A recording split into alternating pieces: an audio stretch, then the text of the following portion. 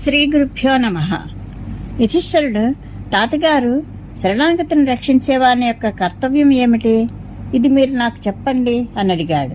భీష్ముడు, రాజా, శరణాగతి రక్షణం అనేది గొప్ప మహత్తరమైన ధర్మం. ఈ ప్రశ్న నువ్వు అడగవలసిందే.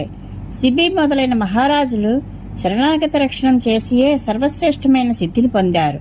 ఒక పావురం తన మాంసం ఇచ్చి శరణాగతుడైన శత్రువును విద్యుక్తంగా సత్కరించిందని కూడా చెప్పారు అని అన్నాడు. యుధిష్ఠిరుడు, పితామహ, శరణాగతుడైన శత్రువుకు పావురం తన మాంసం ఎలా ఇచ్చింది? దానివలన అది ఎటువంటి సద్గతిని పొందింది అని కుతూహలంగా అడిగాడు. భీష్ముడు చెప్తున్నాడు, రాజా విను. ఈ కథ సమస్త పాపాలను పరిహరించేది. దీనిని పరశురాముడు ముచుకుందునకు చెప్పాడు. పూర్వం ముచుకుంద మహారాజు పరశురాముని ఇదే విషయం అడిగాడు. అతన్ని ఆసక్తిని గమనించి పరశురాముడు పావురం ముక్తి పొందిన ఈ కథను చెప్పాడు. పరశురాముడు చెప్తున్నాడు, రాజా, ధర్మ నిర్ణాయకమైన అభీష్టార్థయుక్తమైన ఒక కథను నీకు చెప్తాను. నీవు శ్రద్ధగా విను. ఒకానొకప్పుడు ఒక దట్టమైన అడవిలో మహాభయంకరుడైన పిట్టలను పట్టే ఒక వేటగాడు ఉండేవాడు. అతని శరీరం కాకిలా నల్లని రంగులో ఉండేది. అతడు చేసే క్రూరకర్మల కారణంగా రక్త సంబంధీకులు కూడా అతన్ని విడిచివేశారు. నిజానికి బుద్ధిమంతులు పాపాచారాన్ని దూరం నుండే విడిచిపెట్టాలి. క్రూరుడు, దుష్టహృదయుడు, ప్రాణులను హత్య చేసేవాడు అయిన వానికి పాములకు వల్లే అన్ని ప్రాణుల నుండి భయం కలుగుతూనే ఉంటుంది. వల తీసుకుని అడవిలోకి వెళ్లి అనేక పక్షులను కొట్టి వాటిని అంగడిలో విక్రయించడం అతని దినచర్య. ఇది తప్ప వేరే బ్రతుకు తెరువు అతనికి రుచించదు. ఒకసారి అతడు అడవిలో ఉండగా తీవ్రమైన గాలివాన వచ్చింది. ఒక్క క్షణంలోనే ఆకాశంలో మబ్బులు కమ్మివేసి మెరుపులు మెరవసాగాయి. ఇంద్రుడు రోకళ్ల వంటి జలధారలతో వర్షాన్ని కురిపించి త్రుటిలో భూమినంతటినీ జలమయం చేసివేశాడు. వర్షవేగానికి ఎన్నో పక్షులు చచ్చి నేలరాలాయి. ఆ సమయంలో ఆ వేటగాని దృష్టి చలికి వణికిపోతూ నేలరాలిన ఒక ఆడుపావురంపై పడింది. అప్పుడు అతడు కూడా చలికి బాధపడుతున్నాడు. అయినా దానిని పట్టుకుని పంజరంలో బంధించాడు. అతడు పాపాత్ముడు, పాపమే చేస్తూ ఉంటాడు. అందుకని ఇప్పుడు కూడా అతడు పాపమే చేశాడు. ఇంతలో అతనికి ఆ వృక్ష సముదాయంలో మేఘం వంటి దట్టమైన ఒక పెద్ద వృక్షం కనబడింది. దానిపై అనేక పక్షులు నివసిస్తూ ఉండేవి. కొంతసేపటికి మబ్బులు విరిసిపోయాయి. ఆకాశం నిర్మలంగా మారింది.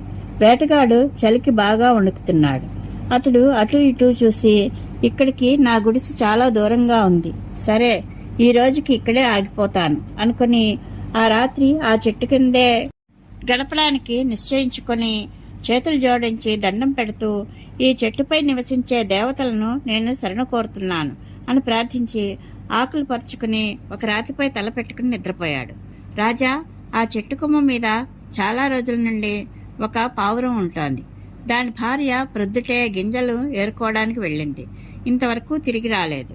ఇప్పుడు చీకటి పడిపోవడంతో పావురానికి చాలా దుఃఖం కలిగింది. అది, అయ్యో, ఈరోజు తీవ్రమైన గాలివాన వచ్చింది.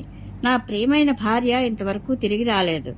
అది ఇంతవరకు తిరిగి రాకపోవడానికి కారణం ఏమై ఉంటుంది? అడవిలో అది సురక్షితంగా ఉందో లేదో. అది లేకపోవడంతో నా ఈ గూడు పడిపోయినట్లుగా అయిపోయింది. వాస్తవానికి ఇల్లు అంటే ఇల్లు కాదు, గృహిణిలే ఇల్లు అంటారు. గృహిణి లేని ఇల్లు అడవితో సమానం.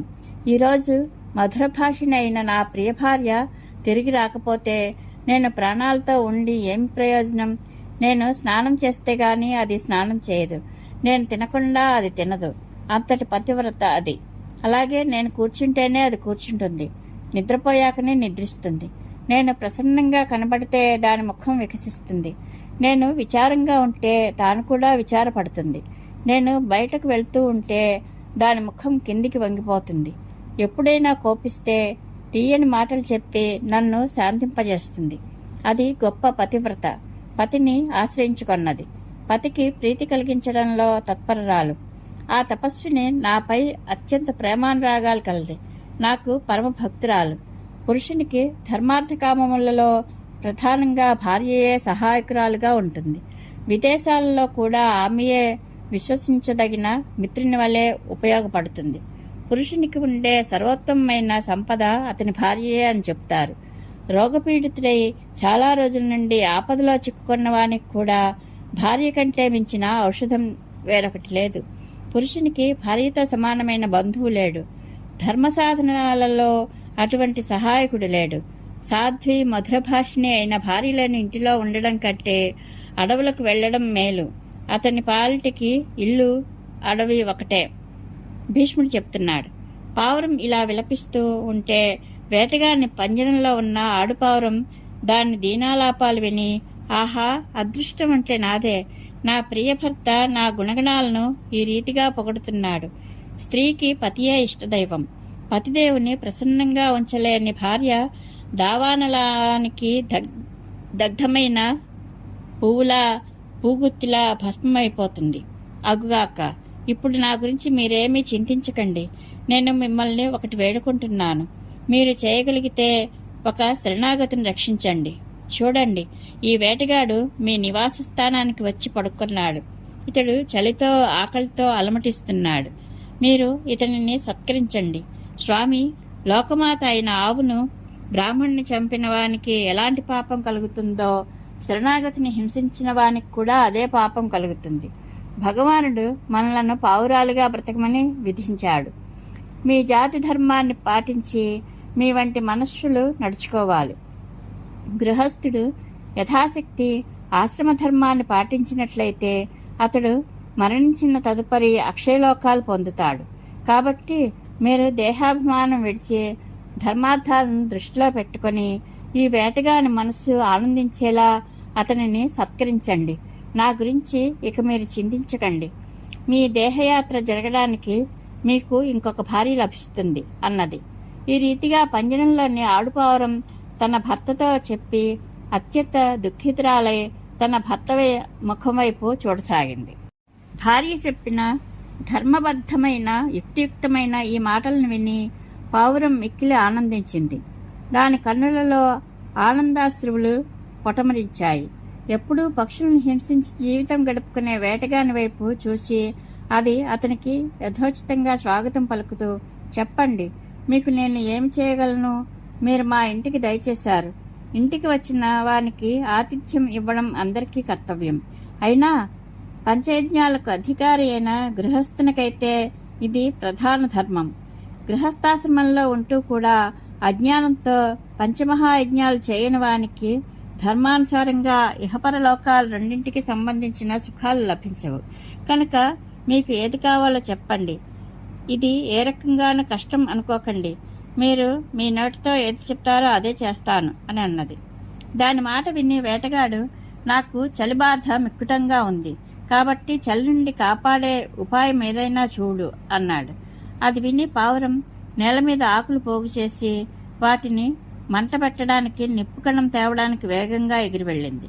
అది కమ్మరి ఇంటి నుండి నిప్పు బొగ్గు తెచ్చి దాంతో ఎండుటాకులను రాజపెట్టింది. వేటగాడు మంట వద్ద చలి కాగసాగాడు.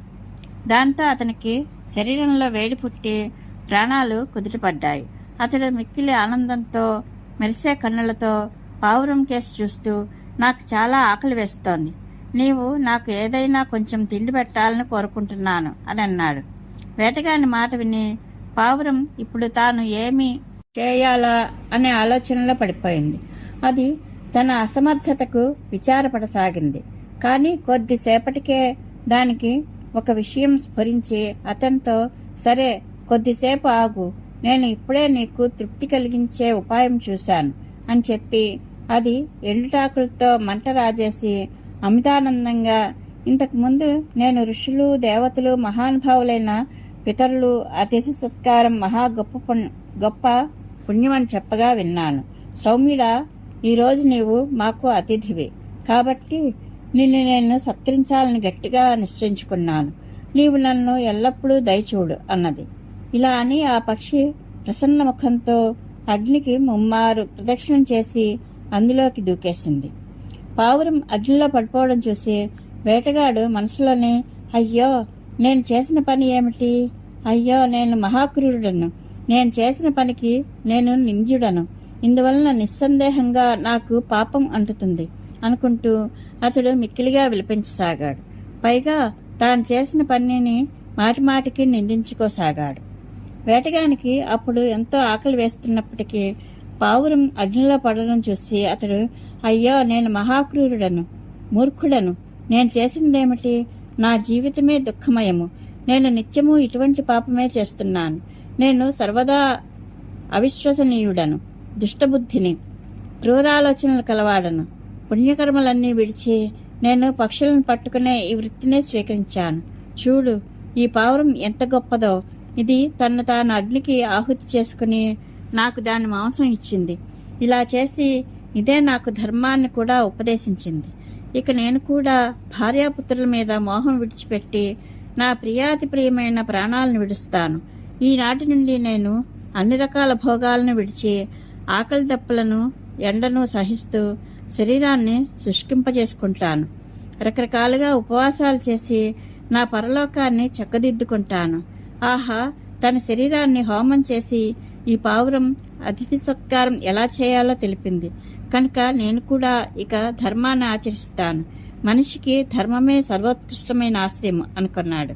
ఇలా ఆలోచించి ఆ వేటగాడు కట్టెలు, శిలాకులు, వలలు, పంజరాలు విసిరివేసి ఆడుపావురాన్ని కూడా విడిచిపెట్టేశాడు. మహాప్రస్థానం చేయాలని నిశ్చయించుకుని అక్కడి నుండి తపస్సు చేసుకోవడానికి వెళ్లిపోయాడు. వేటగాడు వెళ్లిపోయిన తర్వాత ఆడుపావురం భర్తను స్మరించుకుంటూ శోకాకులితయ్యి దుఃఖంతో విలపిస్తూ, ప్రియతమా, నీవు నాకు ఎప్పుడూ అప్రియం చేసినట్లుగా గుర్తులేదు. నీవు నన్ను ఎప్పుడూ లాలిస్తూ చాలా ఆదరంగా గౌరవించేవాడువు. నేను నీతో ఎన్నో సుఖాలు అనుభవించాను. నేడు నాకు అవి ఏవీ లేవు. స్త్రీకి తండ్రి, సోదరుడు, కొడుకు వలన కొద్దిగానే ఆసరా లభిస్తుంది. ఆమెకు అపారమైన సుఖం ఇచ్చేవాడు భర్తయే. కాబట్టి భర్తను గౌరవించని స్త్రీ ఉంటుందా? స్త్రీకి భర్తతో సమానుడైన నాథులెవరూ లేరు. పతితో సమానమైన సుఖమూ లేదు. ఆమెకు ధనం, సర్వస్వం విడిచే భర్తయే ఏకైక గతి. నాథ, ఇప్పుడు మీరు లేని ఈ జీవితంతో నాకేం ప్రయోజనం? పతి లేకుండా జీవించి ఉండాలని కోరుకునే సతి ఎవరు అని ఈ రకంగా ఆడుపారం దుఃఖిస్తూ ఎంతగానో విలపించింది. ఆపై ఆ మండుతున్న అగ్నిలోకి దూకేసింది. తన పతి రంగురంగుల పూలమాలలతో, విచిత్రమైన వస్త్రభూషణాలతో అలంకృతుడై ఒక విమానాన్ని అధిష్ఠించి ఉండడం అది చూసింది. ఈ రీతిగా పుణ్యకర్మలు చేసిన మహాత్ములు అధిష్ఠించిన వందల విమానాలు చుట్టుముట్టి ఉండగా అది తన భార్యతో కలిసి స్వర్గానికి దయచేసి అక్కడ తన పుణ్యకర్మ యొక్క ప్రతాపం వలన సత్కృతమై భార్యతో పాటు ఆనందంగా విహరించసాగింది. ఆ రెండు విమానాన్ని అధిష్ఠించి ఆకాశంలో వెళ్లడం చూసి వేటగాడు అవి పొందిన సద్గతిని గమనించి చాలా పరితపించి, నేను కూడా ఇలాంటి తపస్సే చేసి పరమగతిని పొందుతాను అని అనుకోసాగాడు. మనసులో ఇలా అనుకుని అతడు అక్కడి నుండి వెళ్లిపోయి మమత్వరహితుడై గాలి పీల్చి జీవిస్తూ ఏ పని తలపెట్టక కంటకాకీర్ణమైన ఒక అడవిలో ప్రవేశించాడు. దాంతో అతని శరీరం ముళ్లతో చీరుకుపోయి రక్తసిక్తమైపోయింది. ఇంతలో గాలి వీచి రాపిడి పొందడం వలన చెట్లకు నిప్పు అంటుకున్నది. అగ్ని బాగా రాజుకున్నది. దాని పెద్ద పెద్ద మంటలతో అన్ని వైపులా నిప్పురవ్వలు వ్యాపించాయి. మృగాలు, పక్షులతో నిండిన ఆ అడవి అంతా మండి బూడిదయింది. అది చూసి ఆ వేటగాడు కూడా అమితానందంగా శరీరాన్ని విడిచివేయడానికి ఆ ప్రజ్వలితాగ్ని వైపుకు సాగి ఆనందంగా భస్మమై పరమగతిని పొందాడు. కొద్ది కాలానికే తాను ఆనందంగా స్వర్గంలో కొలువై ఉండడం, యక్షుల, గంధర్వుల, సిద్ధుల మధ్యలో ఇంద్రునిలా విరాజిల్లడం అతడు గమనించాడు. ఈ రీతిగా ఆ పావురాల జంట, వేటగాడు ముగ్గురు కూడా తమ పుణ్యం యొక్క ప్రభావం వలన స్వర్గానికి చేరుకున్నారు. భర్తను అనుసరించిన స్త్రీ ఈ రీతిగా ఆడుపావురం వలనే స్వర్గలోకంలో విరాజిల్లుతుంది. రాజా, శరణాగత రక్షణం బహుపుణ్యకార్యం. ఇలా చేయడం వలన గోవధ చేసిన పాపానికి కూడా ప్రాయశ్చిత్తం కలుగుతుంది. పాపనాశకమై పవిత్రమైన ఈ ఇతిహాసాన్ని వినడం వలన మనిషి దుర్గతి తొలగి స్వర్గసుఖాలు పొందుతాడు అని భీష్మ పితామహుడు యుధిష్ఠిరునికి చెప్పాడు. ఈ కథ మహాభారతంలో శాంతి పర్వంలోనిది. పరమేశ్వరానుగ్రహ ప్రాప్తిరస్తు. శుభం భూయాత్.